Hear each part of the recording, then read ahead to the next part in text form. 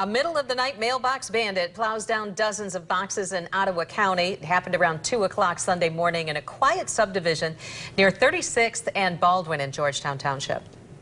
Hours later, a Hudsonville man contacted police claiming responsibility. But 24 Hour News 8 Susan Samples tells us investigators are not convinced. Susan? That's right. Investigators say the 39-year-old suspect started getting nervous, they think, when that surveillance video blew up on Facebook. So he contacted police, but they're calling his story suspect because he's saying the damage or destruction of 29 mailboxes was an accident. On Lenters Drive today, a mail truck in search of a box. I put my arm up for a flag if I had mail for him to pick up. Got Dave Verberg instead. Well, did you come with a check? The retiree's mailbox can't do the job. Thanks, man. Verberg was awakened Sunday morning by a deputy at his door. And he informed me that I no longer have a mailbox. So I looked out and I said, by gosh, you're right, I don't. Neither do 30 or so neighbors in the subdivision off 36 south of Baldwin Street. Carnage strewn over several streets.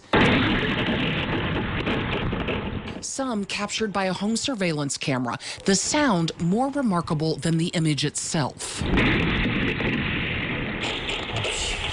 having a good time, ain't he? Oh, wow. So he just ran him over with his truck?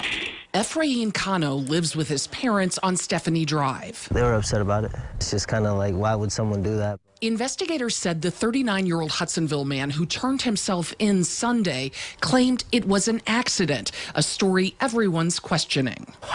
Accidentally on purpose. It's not really an accident after the 20th. That seems like you've had a plan to knock down some mailboxes. Whatever the motive, neighbors are staying positive. Just a mailbox.